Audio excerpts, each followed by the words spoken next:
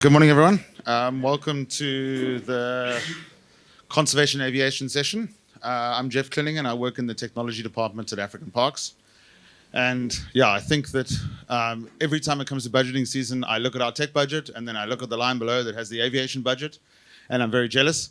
But I think that's because it shows the value of aviation and conservation. You know, organizations wouldn't put the money towards these things unless they're incredibly valuable. But there are some complexities to that. The remote environments, maintaining an aircraft in a pretty remote place is difficult. A lot of the logistics, a lot of getting the right pilots to do the right job in these places. So we've assembled a panel of people who have a massive amount of knowledge in terms of aviation and conservation. So I'll let them introduce themselves. I'm going to ask a couple of questions today. It's broken up into two sort of sections. The first being sort of surveys, and the second one being more of the law enforcement and surveillance section.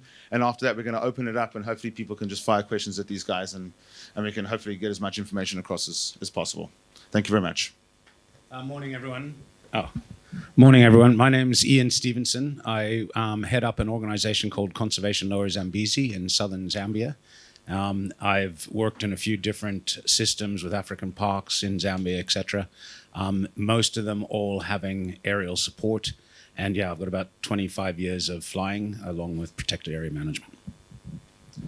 Yes, morning everyone. My name is Falk, Grossmann. I work for the Wildlife Conservation Society as the WCS Aviation Fleet Manager. We manage approximately 9 aircraft which are owned by WCS across various sites in Africa, 9 different sites. In addition, we do a lot of wet leases, so we charter aircraft in for operational purposes, and so they're all managed through the aviation department, which I'm leading, and I'm based in Nairobi. But as a background, I'm really an ecologist and interested in survey sciences and aerial surveys in particular. Morning, everyone. My name is Gareth. I work for Conservation South Luangwa. We operate an aircraft sort of in conjunction with the Zambian Carnival program, so it's a shared asset. And I suppose that makes me the shared resource. I also work with the Conservation Technology Department, and as we all know, the two overlap, so I'm pretty privileged to sort of bring the two together, conservation, aviation, and technology. Hi everyone, my name's Andrea Reid. I work for African Parks. I'm a special projects manager and I'm based in Kafue National Park. I don't fly and I don't like flying. But yeah, I sort of manage the EarthRanger and technology kind of programs there. Good morning everyone. My name is Gareth as well. I manage the Birds of Prey program at the Endangered Wildlife Trust, and also not a pilot, but we rely heavily on aerial support and surveys for a lot of our work, but more recently with our poisoning response work, we've set up a system using track vultures that enables us to locate poisoning sites, and often these are in pretty vast landscapes and pretty remote places that rely on aerial support to improve that rapid response to these poisoning events. Yeah, morning everyone. I'm PJ Roberts from Wildlife Act, predominantly based in KwaZulu-Natal, South Africa, although we have a range of other projects around Southern Africa. Close partners with EWT as well, working in the space of vulture conservation, and yeah, not a pilot, but got some experience in the utilization of aerial support in our responses and wildlife monitoring as well. All right, thanks very much, guys. Okay, so in the first section, in terms of surveying and monitoring, Ian, what are the main roles of aviation and aerial monitoring? Right, this is quite broad, so I threw a few notes down. I mean, aerial monitoring is just a tool, okay? So it's one of the many tools of conservation. I think in large landscapes, it's probably one of the more important tools with monitoring your areas. I think from my experience, it probably accounts for up to about 50% of identifying illegal activity in areas. So it does have a huge impact on the area. It gives you, with some experience, it gives you a quick overview of an area, of the health of an area, sort of densities and distributions of wildlife, etc. We use it a lot for illegal activity, whether it's poaching, illegal mining, carcass detection, encroachment, all of that sort of thing. Human-wildlife conflict monitoring, it plays a valuable role there. There's more and more tagged animals around to monitor their welfare and health. The planes are used more and more. to check on animals, where they're going, if they're moving, etc. When the GPS tags tend to fail a little bit more than the VHF ones. And yeah, so we also use it for verifying a lot of things. So it might be the vulture clusters, to go and check on them on a morning flight, etc. Patrol effort is another one that officers often have a tendency to try to cheat the system. So if you're out there actually monitoring them, checking on them, chatting with them, etc., they do actually have to be out there. I think it's a good management tool. We do use it a lot for just getting to meetings, etc., like that. But the lastly, and I think it's something that's quite important, is the morale of the officers in the field. For them to know that they've got aerial support above them, whether it's to drop rations or ammunition or pick up someone sick or whatever, that it's a real big morale booster for them, and it gives them a lot more confidence while they're out there as well. So those are the sort of main roles of the aerial support. Great, thank you very much. Okay, so Falk, what would you say are the biggest technological advances these days supporting aerial surveys? Yeah, thanks. I think you can divide it probably into three kind of separate categories there. One is really around the platform itself. There's been a real broadening of what's available in terms of the platforms. On one side of the spectrum, you have obviously the drones coming up extensively and being accessible for a lot of park management projects. On the other side, you have accessibility to much more sophisticated spaceborne platforms, satellites. So I think that's one an area where we're seeing a massive advance. And then in the process itself, I think the acquisition side of things, so the hardware side of things, we're seeing huge developments there. So we're seeing a lot of more sensors being built, a diversity of sensors, so away from just higher resolution imagery to sensors which can do, like multispectral imageries, where you can really start collecting information in regards to down to species level, nutrient levels in the savanna landscapes, and so on and so forth. I think an obvious place where we're seeing technology really kind of taking over, especially in the monitoring side of things, is the kind of substitution of the human observer. The human observer has always been a weak point within the observation process. And removing him, removing her, removing him out of the system with high digital cameras has really increased. We've seen some significant increases in the accuracy of our monitoring work. So I think that's where you have these big advances, and obviously they are co-evolving in a way. Another area where you have massive advances is computing power, and that comes also with kind of science-driven or computer-driven science advances in analytical methods, but also in the way how we can handle and manage data. So we're getting with the increased sophistication of the hardware stack, we're seeing obviously a much more data-heavy kind of data process, and having powerful computing systems in place and analytics from machine learning tools to artificial intelligence to deal with these kind of incoming data sources has been and is going to become a bigger part of it. I think we can all agree that technology in general is providing a lot of advances, but there's always going to be challenges. And I think one of the challenges in particular, again, in regards to monitoring, is that we have a lot of very long time series, especially in the African continent, from the 80s and 90s all the way to the present date. And that's really important to see those, to provide us with some information about the trends of these areas. And so I think when you bring in new technology, you end up with a situation where you potentially bring in new biases. And how do you then compare your older time series, the data you've been collecting over a long, long time period, with now new data coming in, and which has a different type of bias in it, which has different potential errors in it, and how do we remain that comparability with all data sets? And lastly, maybe in terms of the challenges, I think, beyond kind of the basic challenges of cost, maybe in training, capacity building, I think there always needs to be kind of a decision-making process in terms of the cost and benefits of taking up new technology. So, for example, you might be using imagery for doing your aerial monitoring work. You see an increase in your accuracy, but ultimately your decisions you make out of that increase in your accuracy are not going to change. So, the investment in bringing in new technology, but not really being able to drive your decision making or change your decision making, you might be better, off by investing in other sides of this process. For example, increasing your effort and increasing your precision of your estimates rather than the accuracy. And so those are kind of, I think, the decisions you need to make as a manager and as someone who's going to actually use the data, where you want to use technology, because technology is obviously always very attractive, and you tend to very easily just go with the flow, but not really see how that fits into how you're actually going to improve your management. Okay, great. Thank you very much. Gareth B. Sorry, we've got two Gareths here. Gareth, how do you sort of see let's say research organizations and conservation organizations from a law enforcement perspective complementing each other with, let's say, a shared resource such as aviation, obviously because it's quite expensive?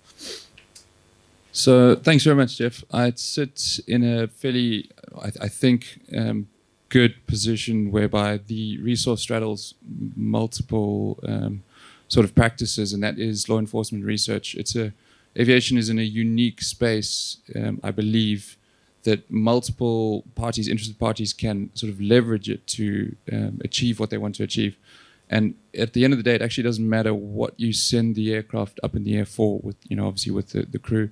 Whether you've got a law enforcement mission, you're in the space to be able to collect research data. Whether you're in there on a research mission, you're in the air, you're present to collect law enforcement data. And it doesn't necessarily have to be law enforcement and research for the parties that are sort of employing the asset.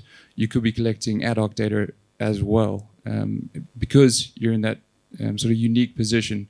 And quite often it's that secondary data that you're collecting and sharing with other parties that will enable your organization or your organizations to leverage further partnerships. So being in the air is pretty unique and pretty special, and it's obviously costs a lot. So I always think it's quite important to try and maximize, your time in the air and collect as much, to observe as much as possible, and then share it as widely as possible. So I'd say that to those thinking about employing sort of an aerial asset or how to employ an aerial asset, the linear approach is possibly not the best approach.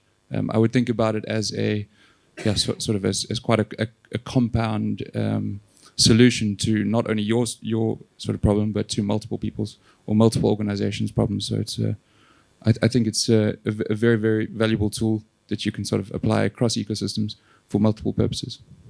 Great, thanks very much.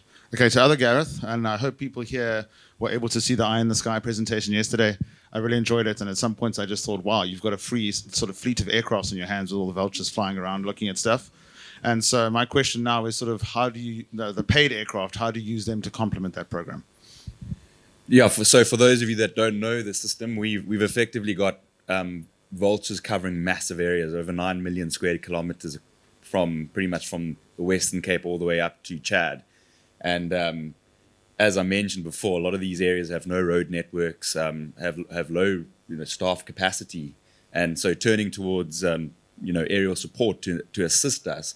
The system is fundamentally designed to detect poisoning events, and we're seeing an incessant spike in poisoning across Africa for various reasons. But vultures are often at the, they take the brunt of most of these poisonings, being such effective scavengers that can cover such big areas. So turning towards aerial surveys or aerial support to find these poisonings and respond to them, to the alarms and alerts that are pushed through various front ends, is really critical. So this aerial support enables us to find and confirm a poisoning, and then that support is also really critical to obviously locate the source of that poisoning. Sometimes it's away from where our birds have died and actually given us a immobility alert. So to be able to find that poisoning source is incredibly valuable, because we need to decontaminate those scenes, and we also need to treat it as a crime scene to follow up on evidence and potential poachers. So it's an incredibly valuable tool. It's an expensive solution to a lot of our problems out there. Sending ground teams can take up to 2 weeks sometimes to get to these remote areas. So we've got to be also very confident in our alerts, and we're putting a lot of effort into making sure those algorithms and those onboard sensitivity or those onboard accelerometers, etc., are robust and reliable. So it's been a bit of a game changer for us having aerial support. Where we have aerial support, we've seen the decontamination of scenes within a day, sometimes within an hour, and the longer you leave that poison source out there, the more animals that's come to that poison left out there. So we've seen obviously a really bigger impact in the areas where we've got the aerial supports going in there, sending in ground teams after that, decontaminating scenes and preventing these mass poisoning events. Great, thank you very much. Okay, PJ, I spent many years working in KZN and all the wonderful work you guys do on sort of priority species monitoring.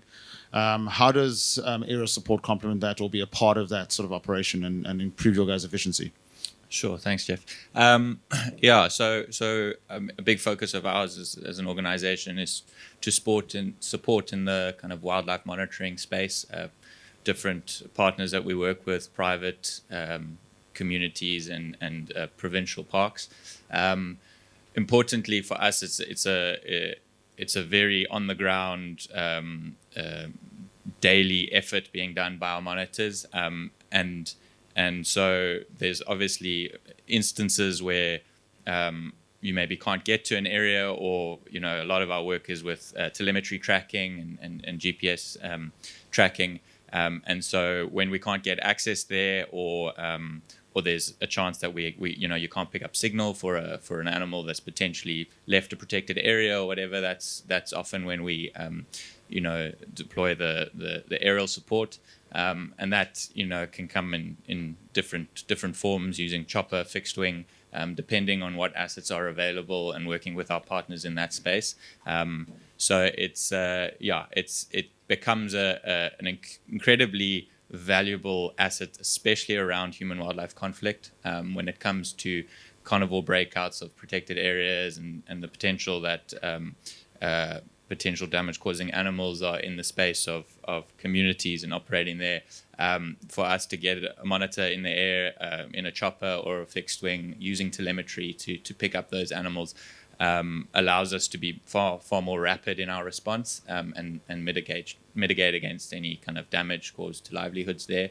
So that's really critical. But importantly also, it's a challenge when deciding from a resource perspective whether you go fixed wing or chopper, because your ability to actually respond to an incident in a fixed wing and drop staff off and get involved there becomes a little bit more tricky. So often it's you kind of forced into a position of using a chopper, which is a lot more expensive, and that's just some of the challenges we face there.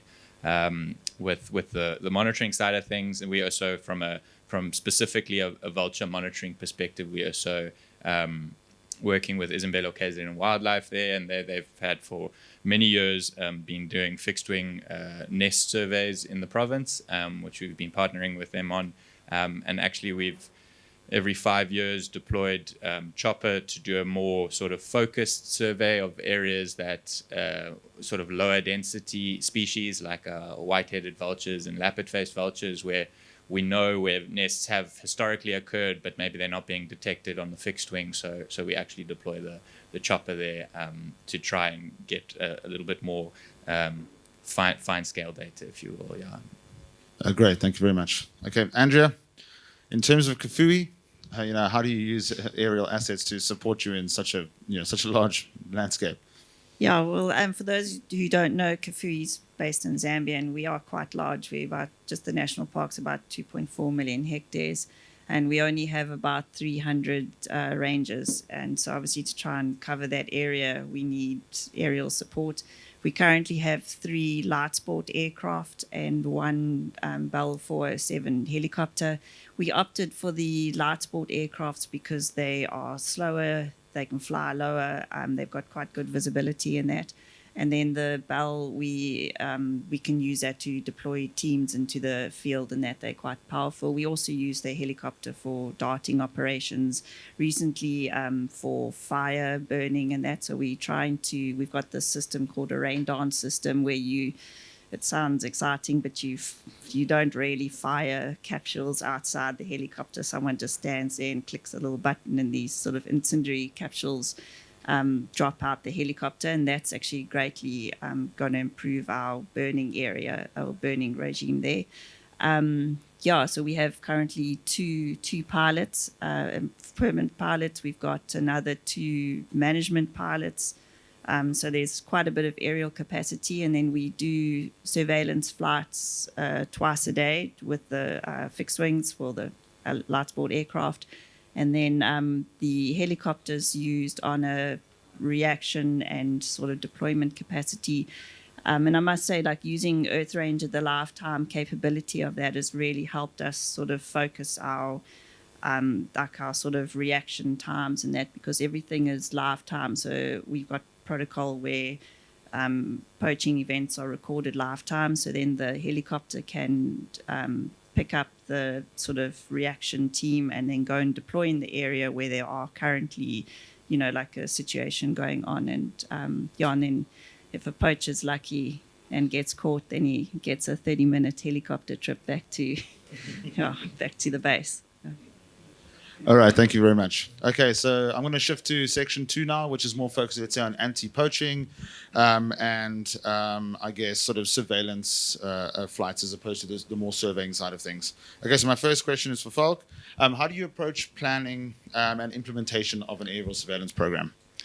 Yeah, thanks. I think one thing is comparing aerial surveillance can produce a huge amount of data potentially.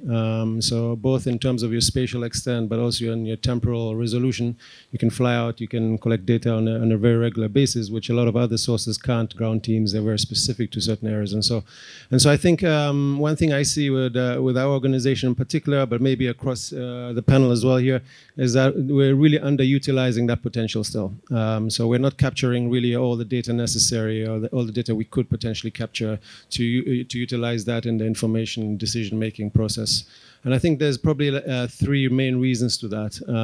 One is that conceptually, I think surveillance flights are usually seen as a kind of a single, immediate objective of detecting actionable observations. So you fly out, they're fairly unstructured.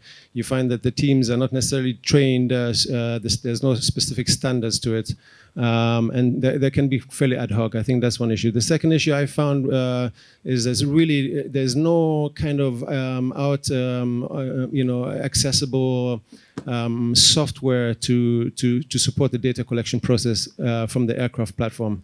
Most of the platforms which are available for data collection were developed for ground teams.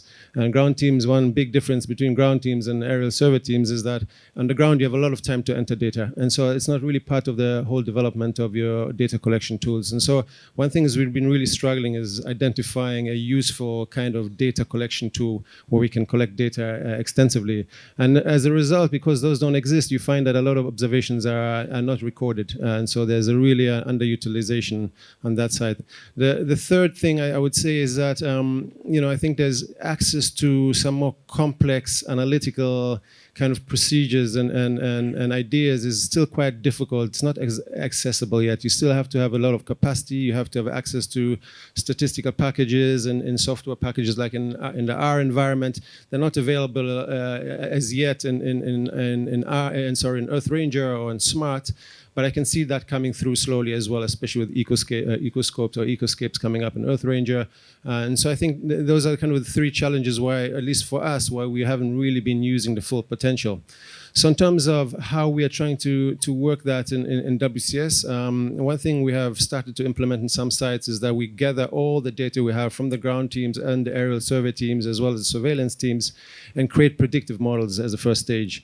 So the first thing is we use that data, incorporate additional covariates, environmental data, distances to villages, water sources, anything we think could be associated with a certain object of interest, let's say, for example, snares.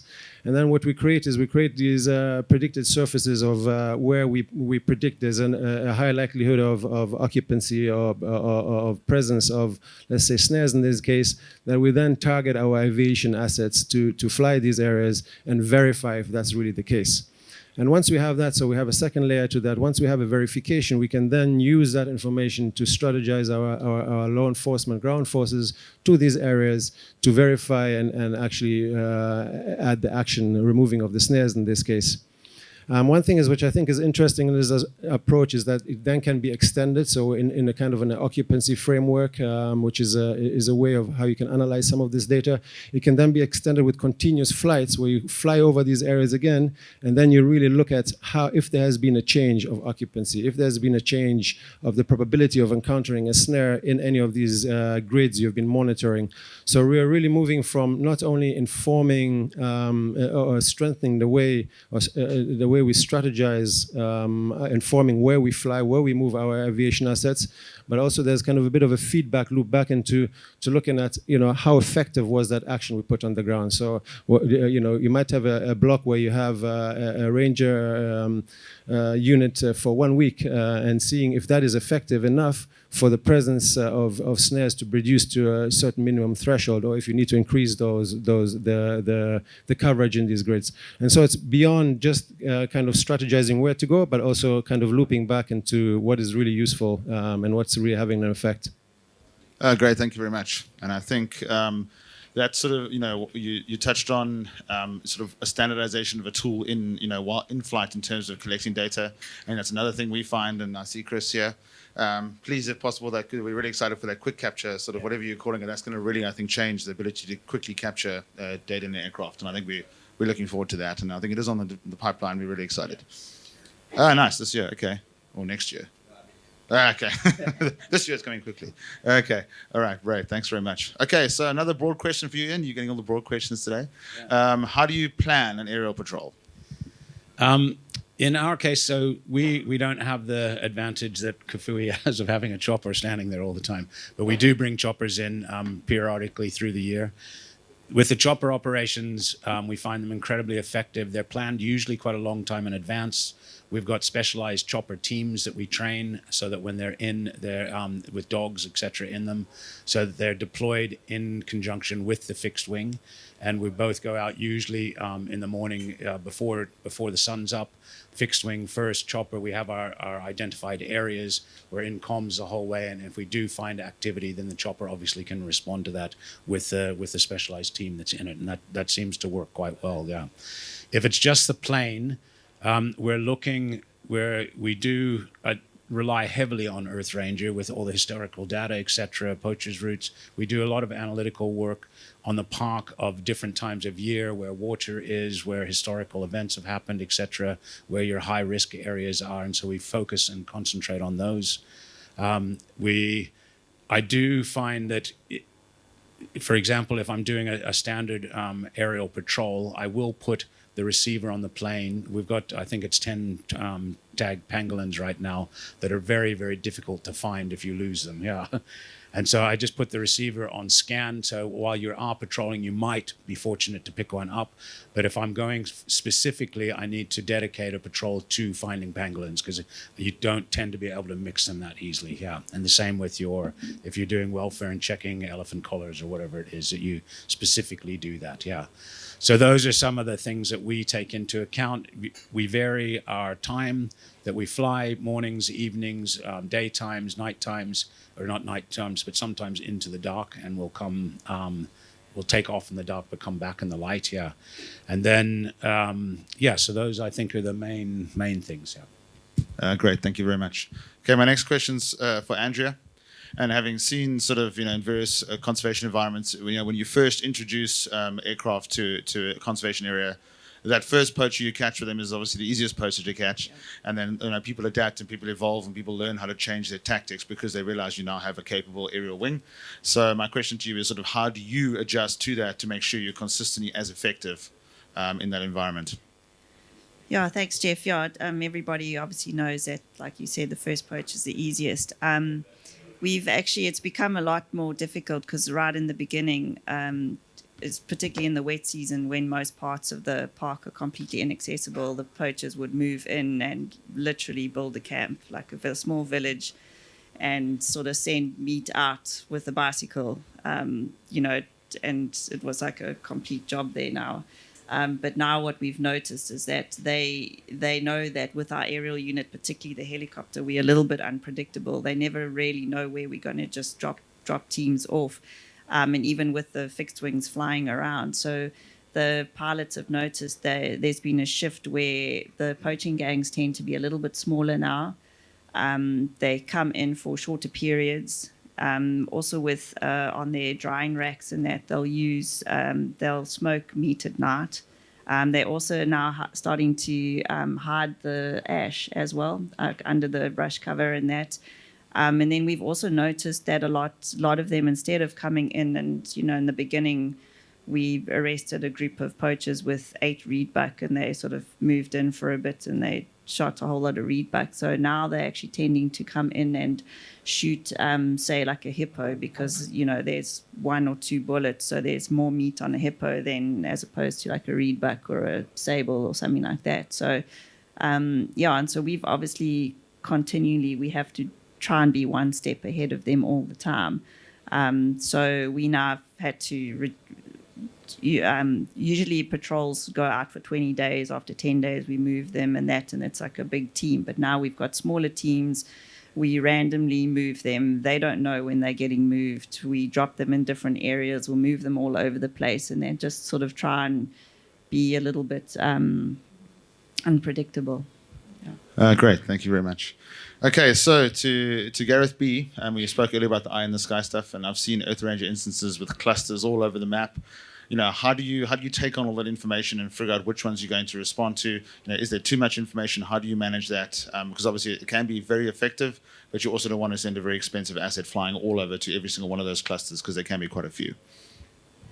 Thanks, Jeff. That's going to be interesting with other Gareth here, seeing as it's his tool that he helps to develop. So just a quick disclaimer. I think Ian mentioned that 50% of their findings they're finding from the air. I'm only working on about 30, so advice is probably better taken from Ian.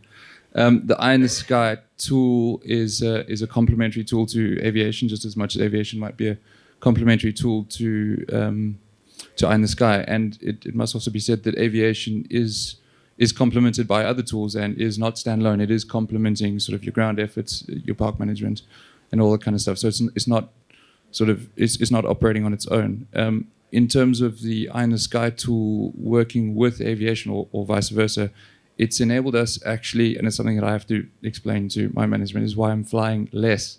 And it's not because I'm lazy, it's just because we're now able to employ a more targeted approach. So, we've got better information coming in. Sorry about that. We've got better information coming in where we're, unfortunately able to spend or need to spend more time behind a computer, just sort of analyzing what information is coming in and making targeted decisions. So yes, at the moment there is a lot of information coming, coming from the Eye in the Sky program, which is fantastic. When it first started, I suppose it was kind of like the first poacher. When the first clusters started coming through, we'd fly to all of them, and we had fantastic results. I think as the system is getting better, as people are putting more birds in the sky, we're getting a lot more information. Which is fantastic. People, birds are moving across borders, and everyone is sharing, in the hope, and I think it's being realized that people are sharing with them in turn. So what we now are needing to do is just dig a little bit deeper into the tool and not take it at face value, but have a look at, and I think, for those of you who were in Gareth's talk yesterday, is actually have a look a little bit more at the raw data, see where the birds have been, not only where they're clustering, sort of where they were in the lead up to that cluster, where they've been crossing paths with potentially carnivores, where they are, sort of how they interact with the rest of the data in your ecosystem, whether it's the water points that you've been mapping from the year before, whether it's the poachers' routes, that you got highlighted in EarthRanger. So it's no longer a face value tool. You've sort of got to dig in and use it in conjunction with all of the other data that you have. So there's a lot of information. It would be really cool, I think, in future. I'm not sure if you asked this, but I'm going to ask Gareth where I wanted to go. It would be really cool in future is if through the feedback loop we could slowly start developing a little bit of a join between what Eye in the Sky is giving us and what the site has. So maybe whether they proximity, sort of you take into account proximity with water holes, with stuff like that, but also maybe a bit of and I'm sure it's possible, is having a look at the flight patterns, the time spent, the time of day, and having a look at maybe what species are at each cluster. Unfortunately, we do have to prioritize different species, and that's going to help quite a lot. Otherwise, we're just going to need more airplanes and helicopters. Well, that was very much along the lines of my next question, which is going to be to you, Gareth, is that, you mentioned the fact that as we have more birds in the sky, we have more data, but what more data can also do is help you improve the model.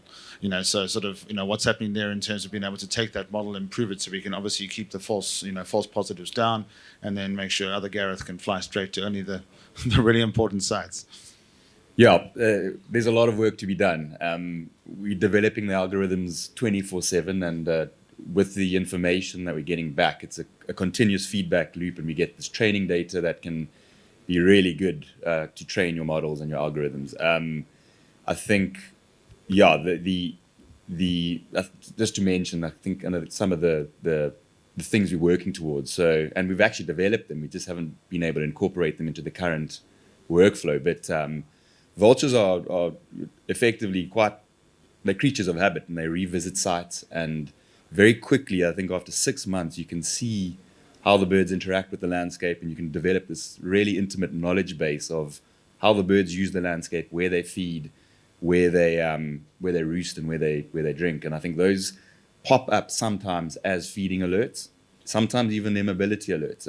If they're roosting and they've had a good feed, we get those pushing through to EarthRanger as a feeding alert. So what we're doing now is to develop a way to thin out those false positives, and I think we're nearly there. We've written the system in R, and it's very effectively thinning out that data and removing those sites. And we're working with the Move app team and the Max Planck team to help develop apps to work into that workflow, so that the pilots don't have to get these false positives and fly over a waterhole with 500 vultures enjoying themselves at a waterhole. So that is in progress, and I think we're almost there. And I think another element that is really important is establishing a network of birds that is reliable within a landscape, and we now know what that network must look like and how many birds are needed within a given landscape. And those vultures interacting and coming into proximity is a game changer for us. So especially when in the likes of elephant and rhino poaching and the detection of those carcasses, where birds converge in one site, we have over a 95% hit rate for big carcasses. So establishing that network and maintaining it into perpetuity is really critical. Okay, great. Thank you very much. All right, my last question to PJ at the end before I open up to you guys to fire away questions at these guys is, PJ, you mentioned earlier, the sort of how much of a valuable role aircraft can play in terms of responding to, let's say, human-wildlife conflict. How do you ensure that response is really timely and really well put together to make sure that, you can get value out of that? Because obviously putting an aircraft in the sky does cost money. Yeah, sure. Well, I mean, a lot of the stuff that we are responding to is also vulture-related, vulture poisoning-related. And so we've kind of found I think a balance of our setup is potentially unique in terms of the number of different landowners and people that we're engaging with across that landscape in a pretty relatively small area versus the expansive areas that some of these guys are operating in. And so using both a combination of building relationships and a network of people who know what's going on, I think is so critical, and the first step in terms of getting that information to us so that we can respond effectively and quickly with an aerial support or on the ground. And then also deploying staff in those sort of hotspot areas that are just doing patrols. So it's this combination of making sure you got feet on the ground that are able to then sort of either respond because of, maybe you're getting a GPS kind of, warnings or whatever that you suspect there's not been much movement from the birds, and so you want to respond, and you've got staff nearby. You can then say, please go check this area without having to pull in the aerial support. And so as a first kind of port of call, and then you can be more kind of critical about how you use those resources, I think is really important. And then also, yeah, I mean, one of our biggest challenges is around notifying. You know, just one trip, we've got to like engage with 10 different sort of landowners and people, and that helps a lot when you've got a sort of a central body that's working in collaboration with everyone. So in our context, we have the Zululand Vulture Project, as well as ZAP Wing, which is Zululand Anti-Poaching Wing, and people are aware of their operations, are involved in it, and so it makes our jobs a lot easier in terms of notifying people and getting kind of information flow between on the ground and operations in the air. Yeah. Oh, great. Thank you very much. And thank you for all the great answers to my questions. Would anyone else like to ask these guys a question? I'm just going to run on with the microphone here. You guys just decide who would like to take the answer. Thank you. How's it, guys? Thanks so much for that. My question is for Pilot Gareth and then two guys on the end on that side. Gareth, drones can also be a good form of aerial support, surveys or whatever. Do you see drones and fixed wings working together, and in what sense would you see that? So how would you think that would work in your aspect? And then you two guys on the end, following up on vulture clusters or any sort of species that you think might be in trouble, do you think drones can be used for that as well? I know working in bigger landscapes will be tricky, but maybe for the smaller areas that you're working with.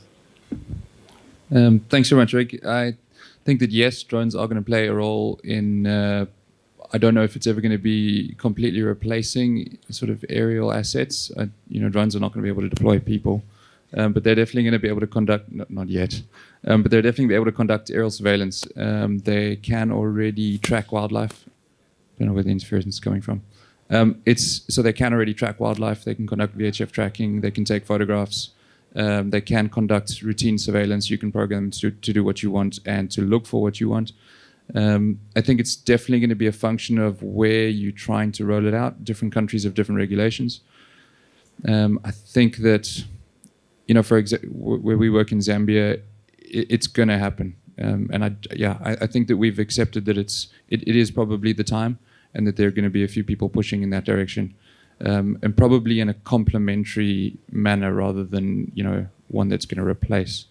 And I think it's going to be great. I think it's going to provide a potential to build capacity in ranges. You're no longer going to need a pilot. Hopefully, it's a ranger team with a drone.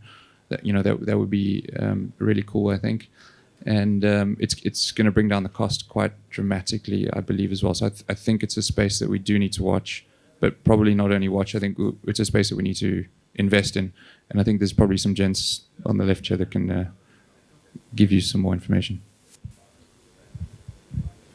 Yeah, drones, absolutely. We already are using them for some of our follow-ups. Obviously, there are severe limitations in South Africa, for instance. Just getting a drone in there, you need your ROC, your remote operating certificate, plus your pilot's license. So the legalities around getting a drone into there is quite complicated and costly. But we are using drones already. At the Endangered Wildlife Trust, we've got an ROC, so we can operate drones, and we've got a suite of pilots that assist. But in some of the landscapes, in particular, where we're encountering a lot of snares, we're finding that our eye in the sky system is incredibly useful for finding snared animals and then snare lines. In some cases, we've sent drones to those sites, and they can be three kilometers into the bush. So it's really useful for picking that up and confirming those cases in quite high resolution, and then sending teams out there depending on what we find. But absolutely, obviously, flight time is a big question and limitation. Just been chatting to Dave Gaynor from the Zambezi Delta, and they've now been working with a drone that has a 20-hour flight time and is hydrogen powered. So that's a game changer, and that's the kind of things we need to look towards. Probably follow up on clusters in a massive area without having to put an aircraft, a manned aircraft into the sky. So probably not what you want to hear at this stage. Okay. All right, I'm Dave Gaynor. Sorry, I just wanted to put drones are complementary. I'll try without this. Drones are complementary, obviously. I mean, in Zambezi Delta, it's a swamp, so we use R22s and R44s to do a lot of our monitoring, you know. But I've been working on developing a synthetic aperture radar for detecting snares on that. And it became very clear to me is endurance of drones is the thing that's kept drones from being deployed as a daily management tool. You know, they can support ops, a quadcop, you know, multi-rotor can that. But I think the thing is about task sharing, and I just wanted to ask you how you saw task sharing between fixed wings, helicopters, and drones. I mean, the drone that we're doing, what enables that long endurance is it's a hydrogen fuel cell drone, you know, so it has, hydrogen's got 25 times the energy density of lithium, you know, so that enables this long endurance, you know, and it's a medium-sized drone in between a military drone and like a Wingtra or people that, a drone that people use for survey, you know. And so we have great hopes of developing it. Had its maiden flight on the 28th of February, and we have great hopes for this, for being a conservation tool that will move drones into like a daily management perspective for all the things that you say. So obviously for detecting snares, for bush encroachment, for LiDAR, looking at changing tree height, carbon things, you know. Yeah, so, sorry, my question was preempted there is how do you see sharing the airspace with long endurance drones? So it's David Gaynor. Yeah. I think that there's a few people here who would probably like to buy you a beer this evening and have a chat about drones. It's very exciting to hear all about that. I think it's, like I said, it's no longer a space that we need to look forward to. I think it is happening. And I think, at least from my side, very, very excited about that. So long as there's a tool out there that's gonna take, you know, conservation forward, I'm certainly not going to be the dinosaur in the room and hold on to my airplane. In terms of task sharing, I think, you know, not everyone's going to have the privilege of being able to pay for a helicopter, being able to pay for a, you know, for a hydrogen cell drone. Some of us are only going to be able to pay for sort of light sport aircraft. It also depends. So in our instance, we have the budget for one aircraft, and we've chosen the aircraft that we have because it can perform all of the roles instead of having the sort of luxury of having an individual aircraft for all the roles. As when I say all the roles, it can't, you know, we can't dart from it. So our aircraft we use for management transport, we use for medical support for some of the ranges in the rainy season, we use it for tracking animals, we use it for aerial surveillance. We do pay a premium, you know, on that aircraft per hour because it can, you know, it can perform all those functions. In the future, I'd like to see us going to, you know, a varied fleet where we have different aircraft that are able to perform specific functions, you know, on a requirement basis. And I think if you're in a position where you have that fleet of aircraft, I think it's just going to depend on the space is a shared space. It's just going to depend on what you need to use it for. If you're purely going out there to get location data of satellite or VHF collars, a drone is fine. If, however, you want, at the moment, I don't know what the drone's going to do. If you want to be able to photograph all of those animals, you know, for ID photos and wild dogs, if you want to do snare checks and lines and stuff, at the moment, I believe that we need an ecologist in the plane, you know, with a long lens camera. So it's going to depend entirely on your task and what asset you have available and sort of how you divvy that up. If that answers your question. No, yeah, I believe it's not going to cut down on the need for fixed wings and helicopters.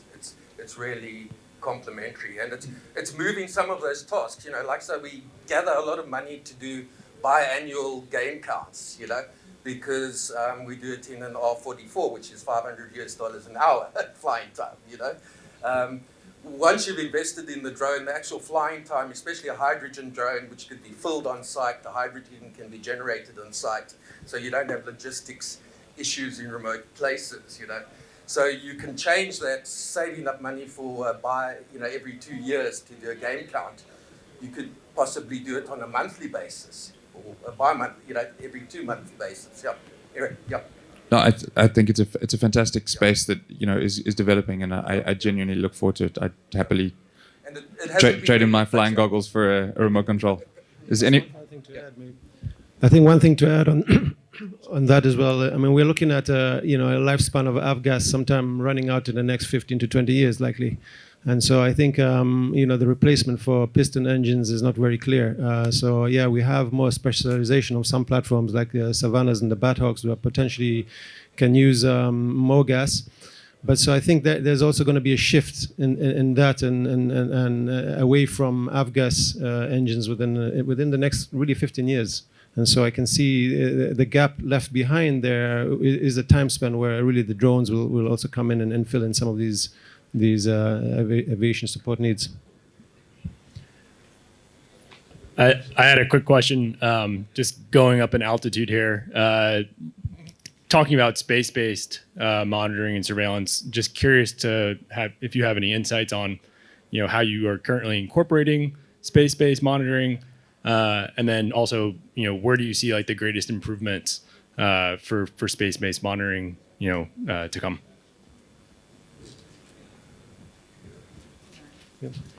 Yeah, I think one area we are exploring at the moment is using hyperspectral imageries for mapping vegetation, actually crop changes in the periphery of national parks. And I think, the question in regards to, where satellite imagery kind of better cost-effective source than aviation, I think that's where things are changing quite fast. Nowadays, you get incredibly high-resolution space-based imagery. And so I think a lot of that has been really where aviation as well as being squeezed, fixed-wing manned aviation has really been squeezed from the space side as well as from the drone side. But for us in the hyperspectral side of things, where the discussions are going is that we really need quite high resolution data for very specific small areas. And we find that the sources we're getting, the commercial sources we're getting, they don't cover those areas in enough frequency, temporal frequency. And so that's where, aircraft can fly a bit lower. They're not as dependent on weather conditions for these kind of sensors. And the resolution we get from them is at this time a lot higher. But obviously the footprint itself, the areas you cover are much smaller. So they have to be quite fairly specific kind of objectives, I believe. All right, thanks very much. Any other questions?